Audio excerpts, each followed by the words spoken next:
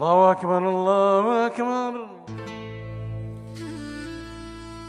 What is Islam? Is it Jewish? Or is it made by Muhammad? What are the origins? What's the background of the Quran? Was it written by a man in the Hijaz in Arabia? Or was it written by Jews in Babylon? What is the Sunnah? Is it the stories of a real man? Or are they heavily influenced by Jewish understanding? Is the Quran from Allah or from the rabbis? In this series, we're going to tackle what is the true origins of Islam. Welcome to the Talmudic Dilemma.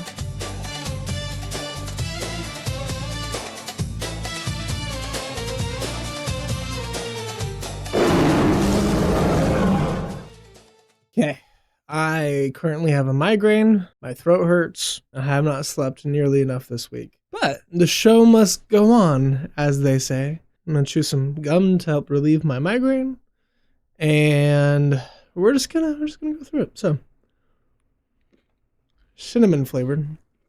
Oh. So in the Quran, we get all of these different sources on embryology. So I wanted to go through what are the influences, where is this coming from for the origins, the sources, and all these things on embryology and all these beliefs of the womb and the fetus and all that stuff. Where is all that coming from in the Quran, and is it Jewish or is it not? So let's hop into it. Now you might be thinking, Chris, if you're in that much pain and tired, you should just be asleep.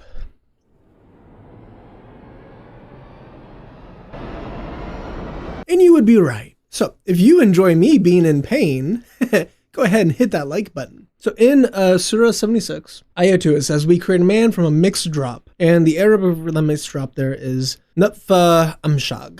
Nutfa basically means like the last drop of something, or a singular drop of something. So if you were to pour out a bucket, the last drop of water that fell out of it, you would call that the nutfa. That is used explicitly in other places as semen. In a variety of the writings, how the tafsirs understand it, it is supposed to be semen. And then you also have the amshag, which is the mixture, or the mixing of fluids. If you whipping up some pancake batter, you're mixing up all the wetness. It's the same thing. So it's from mixing of semens, which I went over in the video on the two semen theory, which you can go check it out right here. I know that thumbnail, it's awesome. I don't want to focus too much on the two semens, although that is definitely a part of it. All of that is from the Greeks and the Jews, as I showed in that video. We also have in Surah 23, and Ayah 12 through 14, indeed, we created man from a product of wet earth, which we're going to go through, and then placed him as a drop in a safe lodging. Then we fashioned from the drop a clot, an alka, so that's something that clings, specifically. So you can think of it like a leech. A leech would be called that. And then we fashioned from the clot a magdaha. And that is basically something like my bubblegum. Bad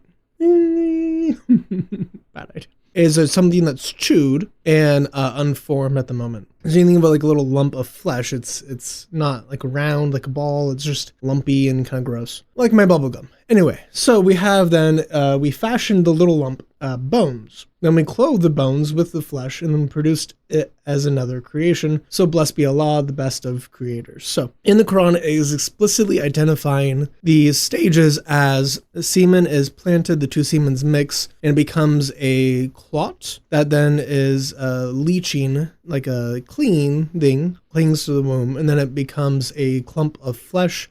Then it becomes bone, and then the bone is covered in flesh yet again. But let's take this piece by piece and show where the sources are and what the tafsir says about all of these things. So, in Tafsir al-Tabari, he is quoting a bunch of different people on the first verse, Ayah 12, and he even quotes a hadith, which is Sunnah Abu Dawud 4693.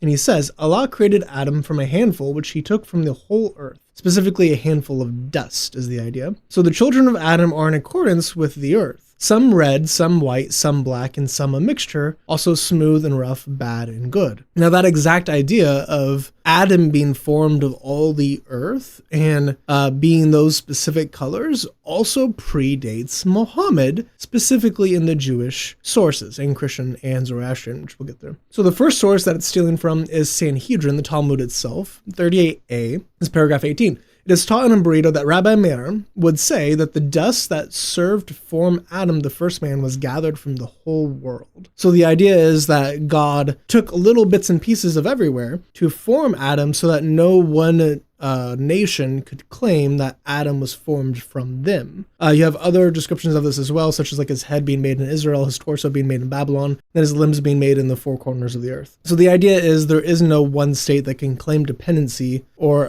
supremacy for its land being used to create humanity. Really, all land is equal before God is the idea. So you have that. And then you also have in a variety of other sources those specific colors. So in Targum Pseudo-Jonathan, in Genesis 2:7, it says, "And the Lord God created man in two formations, and took dust from the place of the house of the sanctuary, and from the four winds of the world, and mixed them all with the waters of the world, and created him red, black, and white." So that's the idea of clay. Clay is water and dirt. Well, clay is a specific substance, but you can mix like mud or clay-like substances from mixing land and water, which is what they would basically be doing. Because this also comes up in the Quran and the Hadith as well, that Allah made man from black mud. Well, the idea of black mud here would be also from the Jews, presumably. Now, one caveat to that source is even though the initial material predates Muhammad, the final composition is way after Muhammad, likely in the 12th, 13th, or 14th century. It even mentions Fatima. So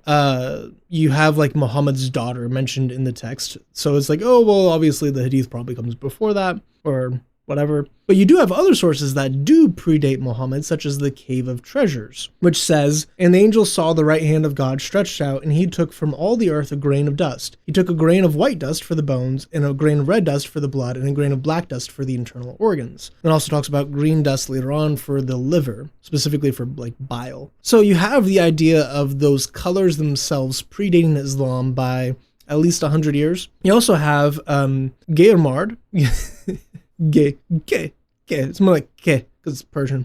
So Kermard, that's Zoroastrian. Specifically, it's the Zoroastrian understanding of the first man. So he is basically Adam, but not from the biblical perspective, just from a mythological Persian idea. You end up with one man that is miraculously made by God, who is fully human, but whenever he dies, his body is transformed into a variety of different substances and colors and all these things. Now, they don't have the explicit same colors, although you do get whites and blacks and reddish, because they get bronze, but it's not true red. So it's not the same purpose, but you do have a first man mentioned who's made of different materials and different colors. They're mostly the same color because it's just a bunch of metals, but you do have that parallel as well, which also predates Muhammad. I would still say that the Jewish sources are in the Christian because the Cave of Treasures is Syriac Christian. That is more in line with what Muhammad is getting it from, and he does quote from the Cave of Treasures as well for other things as well, such as the Adam and Eve narrative when it comes to Iblis and the angels. So that is just one of the things stolen already from the very first instance. You have the being made of clay, and then also the tafsir and the hadith saying that it was not just made from clay, it was made from dirt that was gathered from all over the world in those colors. That is all stolen from previous sources. But then getting back into it, verse 13 and 14, "Then he placed him as a drop in safe lodging, then we fashioned him from a drop of a clot, and then from the clot a lump, and then from the lump bones, then we covered the bones with flesh." So that's the embryology. Those are the four stages. You have the sperm, the clot, the lump, and the bones and flesh. So those specific four divisions is explained in al-Tabari as such. "Then we made the sperm drop into a clot," he says, "then we made the sperm drop which placed in a firm lodging into a clot, which is a piece of blood. Then we made the clot into a lump of flesh," he says, "so we made that blood into the lump of flesh, so which is a piece of flesh." In his statement, "Then we made the lump of flesh into bones," he says, "so we made that lump of flesh into bones. Then we clothe the bones with flesh," means that we clothe the bones with flesh. It just it sounds as it is. So the way the early scholars, the way the exegesis was happening was, this is exactly what it sounds like. Now later scholars are trying to twist it and change it and do other things to it because they realize, oh, that's actually false. But the earliest authoritative sources we have, and a plain reading of the text and a book that claims to be perfectly clear, seems to be that that is the fourfold division in the exact order that it's supposed to be happening. Now the problem is that's just entirely false. That's not how it happens. But we also have these other sources as well. You have Surah 22:5 and Surah 40:67, which I'll throw up on the screen. Boom, boom. Read it if you want. So those sources also validate and confirm. Now there's differences in details, which is common with the Quran. There's all sorts of contradictions and different ways Muhammad would recite stuff. But you get the same pretty much standard view of what's happening in embryology. Now, all of that is found in both the Jewish and the Greek sources. So let's go through the Jewish sources first. Bereshit Rabbah 14:9 and Vayikra Rabbah, so Genesis Rabbah and Leviticus Rabbah 14:9. The house of Shammai says the formation of the fetus of the world is not like the world to come. So as a part of a debate between the Hillel and the Shammai camps. This happened a lot. This is just one of the debates that they had. So the Shammai camp says that in this world, it begins with skin and flesh and concludes with sinews and bones. But in the future, it will begin with sinew and bones and conclude with skin and flesh. So the idea of bone being covered with flesh is here, but it's not as explicit as the Quran is. But that is a possible version of it. Now, that's still coming from the Greeks, as we'll see in a minute, but that does exist. I would definitely say this is a weaker source material for it than what the Greeks will be for it, but you still have it as an available option. And we know that he's quoting from Bereshit Rabbah extensively, including later on in this same chapter. So he quotes from this book a lot. Now, more interestingly is the Niddah passage, the book on marriage, is Niddah 31a, paragraph 9. The sages taught there are three partners in the creation of a person, the Holy One, blessed be he, his father, and his mother. So you have the God, father, and mother, who are involved in the creation of man. His father emits the white seed from which the following body parts are formed: the bones, the sinews, the nails, the brain that is in its head, and the white of the eye. So all the white stuff is what is being made by the semen. But notice also the primacy of the father's creation is also those things. So a possible idea of the flesh being formed around those parts, you could get that. Muhammad would oftentimes misunderstand what the Jews were actually saying in the Talmud. It happens a bunch, actually. He has a very infantile understanding of the text, which makes sense with him not being trained and it being orally given. But continuing on, his mother emits a red seed from which are formed the skin, the flesh, the hair, and the black of the eye. And the Holy One, blessed be he, inserts into him a spirit, a soul, his consonance, eyesight, hearing of the ear, the capability of speech of the mouth, the capability of walking with the legs, understanding and wisdom. And when a person's time to depart from the world arrives, the Holy One, blessed be he, retrieves his part, i.e. he takes the soul out of the body, and the male and female parts, the body itself, remains. The attribute of flesh and blood is that when a person plants seeds of different species in one garden bed, each and every one of the seeds emerges as a grown plant according to its species. This exact language is actually found within the Greek sources. Galen writes about this very thing, that whenever a fetus is developing, it's like a plant. He likens it to a plant where the roots are shooting down and the stalk is shooting up at the same time. So the Talmud here is almost like paraphrasing Galen, which is pretty neat. But the Holy One, blessed be he, forms the fetus in a mother's womb, and all of the seeds, i.e. the male and female sperm, again, watch that last video, those of both the father and the mother are merged when the offspring is formed as one sex. Alternatively, when a dyer puts herbs in a cauldron, they all emerge as one color of dye, whereas the Holy One, blessed be he, forms the fetus in a woman's womb. Each and every one of the seeds emerges as its own type. In other words, the seed of the father forms distinct elements from the seed of the mother, with the white of the eye and the black of the eye and all the stuff I mentioned previously. So you get in that place in these passages the formation of the red, white, and black. So the colors themselves are there. You also have the description of the mother supplying blood to the womb, which becomes a little bit more obvious whenever we read another passage. But the idea is a sperm drop goes in, the blood fills into the womb, so the womb is actually like a blood sac. A sperm drop falls into it, whenever the sperm drop falls into it, forms into a clot, and then from that clot, it sprouts like a plant into a lump of flesh, which then develops into bones and sinews and everything else. That is exactly what Galen taught. So that it's, again, just paraphrasing Galen. But because he's paraphrasing Galen, it becomes a little bit murky on if he got it from Greek sources explicitly, which were popular in Arabia. They're like bestsellers of his time, translated into Syriac and Persian and Arabic. Or did he get it from the Jews because he got so many other things from the Jews? I don't know, but let's keep reading. You can see some more parallels between the Islamic understanding and the Jewish understanding, some of which are actually missing in the Greek understanding. But the Greek is the foundation of the Jews. So, again, anyway, continuing on with the Islamic view of the semen, Sahih Muslim 2644. When the drop of semen remains in the womb for 40 or 45 nights, the angel comes and says, "My Lord, will he be good or evil?" And both of these things will be written. Then the angel says, "My Lord, will he be male or female?" Then is written. And his deeds and his actions and his death and his livelihood, these are all recorded. Then his document of destiny is rolled, and there is no addition to it nor subtraction. Now, all of that is Talmudic. It's actually almost like a paraphrase or like a misquote of Sota 2a, paragraph 9, which says, Rav Yehuda said that Rav says, 40 days before an embryo is formed, a divine voice issues forth and says, the daughter of so-and-so is destined to marry so-and-so, such and such a house is destined to be inhabited by so-and-so, such and such a field is destined to be formed on by so-and-so. This clearly states that these matters, including marriage, are decreed for a person before he is even formed. So his livelihood, his actions, his deeds, his death, whether he's a male or female, and who he will marry, is all in this book written 40 days, specifically with the embryo. So very, very, very, very similar documents. And going, okay, so we can see the influence there, and that is, again, a hadith, Sahih Muslim. But let's go through Galen's work a little bit, and then let's circle back to another aspect of embryology within Islam that is also stolen from either the Jews or the Greeks, and I have no idea which one, which is fun.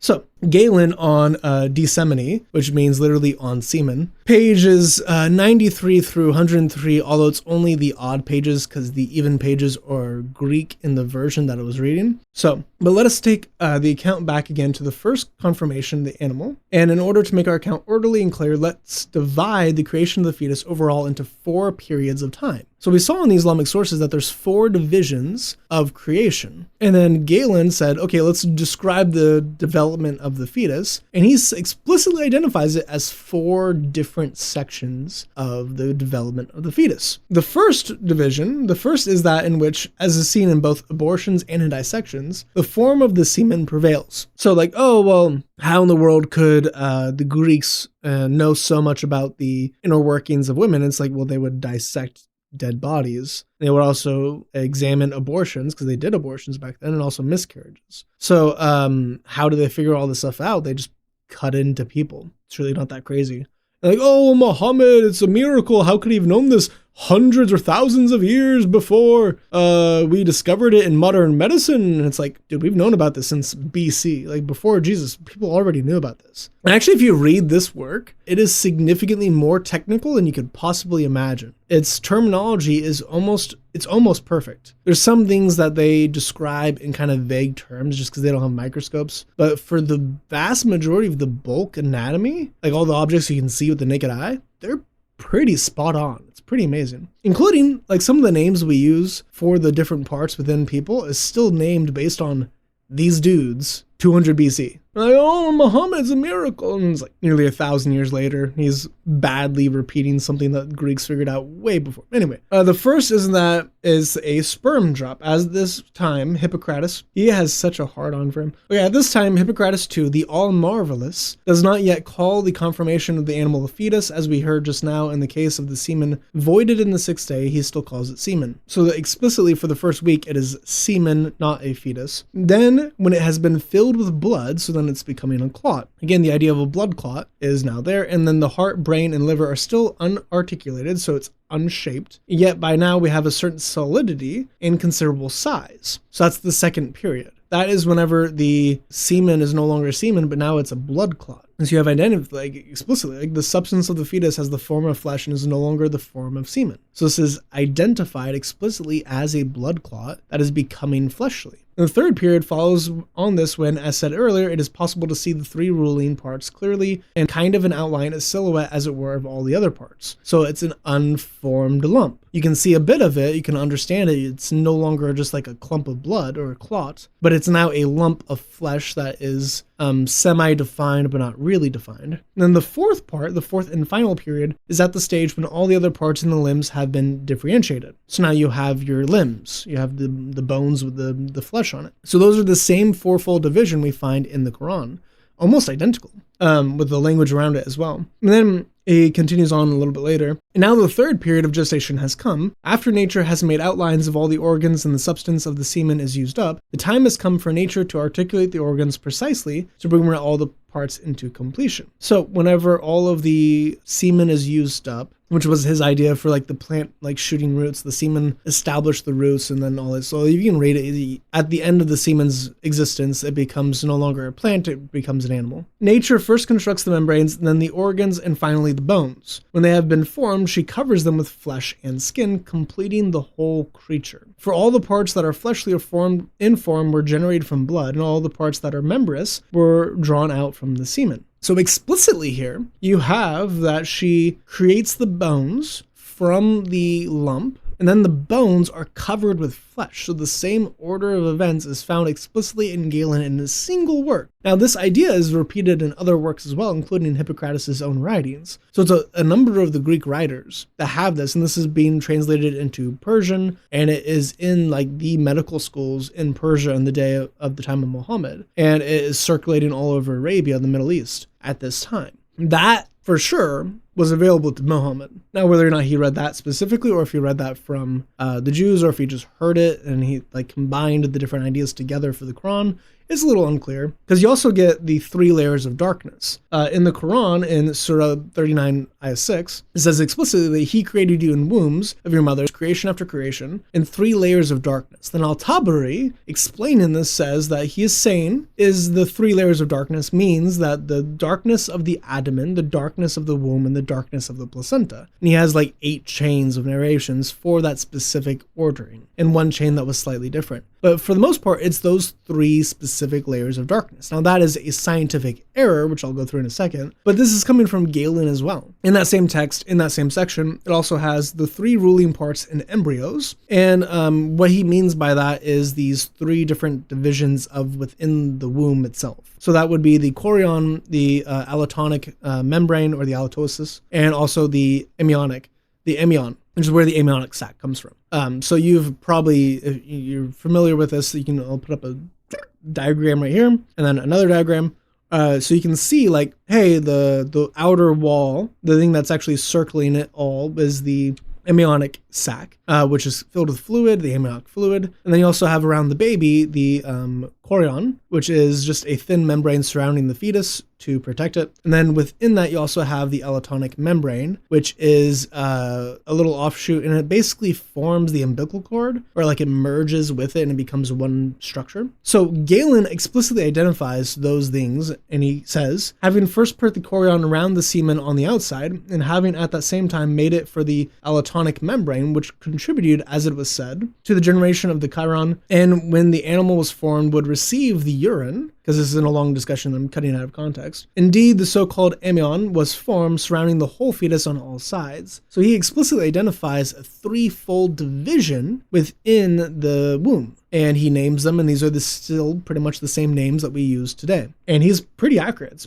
It's very impressive. Now, was he fully accurate? No, there's several other ones within the wall. Like we've defined extra ones on top of it. There's extra, like there's yolk sac as well. Like there's other things within the womb, and the womb itself is made up of other layers as well. So if you're trying to say that the Quran is describing the 3 divisions of the womb, that doesn't quite work, because there's really like 4 of them, not 3 of them. If you're trying to say the Quran is describing, as the tafsir says, the abdomen, the placenta, and the womb, that's definitely wrong. I guess That's embarrassingly wrong. There's at least 12 different layers, and even within each of those, there's like sub layers within like the defined object. So you have the abdominal wall, which is made up of at least like 6 different sections. You have the uterine layers, which are made up of 3 different sections in by itself. You also have the peritoneum, the cervix, whole situation. There's a bunch of things that happen with the cervix. And you also have the placenta with its own layers